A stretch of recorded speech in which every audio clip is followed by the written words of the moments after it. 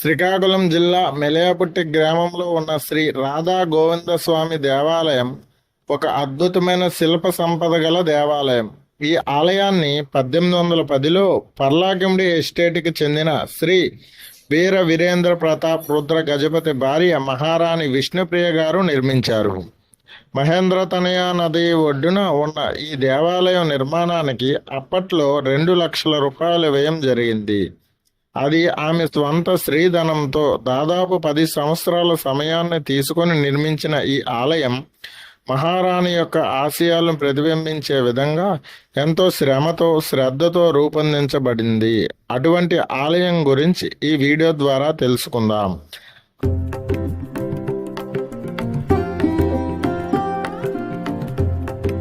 ఆంధ్రప్రదేశ్ రాష్ట్రం శ్రీకాకుళం జిల్లాలోని ఇచ్చాపురం మండలంలో ఉన్న మెలయపుట్టి గ్రామంలో తన చారిత్రక మహత్వాన్ని ప్రసిద్ధి చెందిన ఈ గ్రామంలో ఉన్న శ్రీ రాధా గోవిందస్వామి దేవాలయం ఒక అద్భుతమైన శిల్పకళా మణికంఠంగా నిలుస్తుంది. ఈ ఆలయం కేవలం ఆధ్యాత్మిక ప్రదేశంగా మాత్రమే కాకుండా కళా సంపదకు ప్రతీకగా నిలుస్తుంది. ఈ దేవాలయాన్ని 1810లో పర్లాకిమిడి రాజవంశానికి చెందిన వీర వీరేంద్ర ప్రతాప్ రాజ్ గారి భార్య విష్ణుప్రియ మహారాణి గారు నిర్మించారు. నా పేరు గోపీనాథ్ రథో. ఇది ఒరిస్సా మహారాజు గారిది. దాడు గజపతి మహారాజుడు. ఒరిస్సాలోనే ఉండడం గజపతి, ఆంధ్రాలో ఉండడం ఆ గజపతి. ఇలా అందములే. ఈ మహారాజు ఎవరు? వీర వీరేంద్ర ప్రతాపరుద్ర గజపతి నారాయణ దేవ్. ఆయనలోన భార్య తాలూకా ఇది.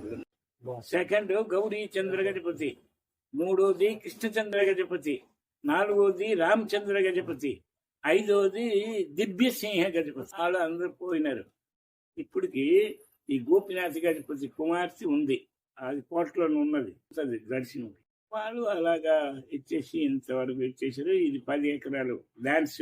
జోడు అక్కడ కింద ఉంచాలా, ఆ 2 సింహాల దగ్గర ఉంచి ఆ పాంసంకి దండం ముక్కుడు వెళ్ళేవాడు వారి దగ్గరికి. చుట్టూ తిరిగేవాడు ప్రదక్షిణ చేసి దేవుడు గర్భగుడికి వెళ్ళేవాడు.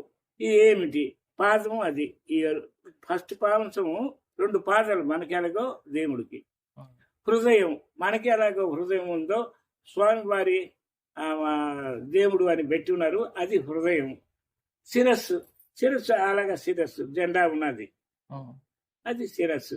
అది శిరస్సు దర్శనం, ఇది హృదయ దర్శనం, ఇది పాద దర్శనం.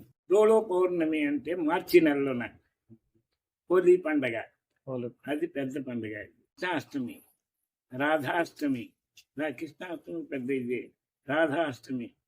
ఇక్కడ అయ్యేది మల్లెపూలు జులాని, మాలసి పూలు జులాని, ఇవన్నీ ఇది జులాని చేస్తే అంత అవుట్ పెడతారు ఆ డబ్బు, అది అయ్యేది. రాజుల హయంలోన బాబు వాళ్ళు చేసినలాగా అవుట్ చేయగలరు. వాళ్ళ ఇంటికాడ కృష్ణుడు అంటే గొప్ప ప్రేమ ఆడవాళ్ళకి.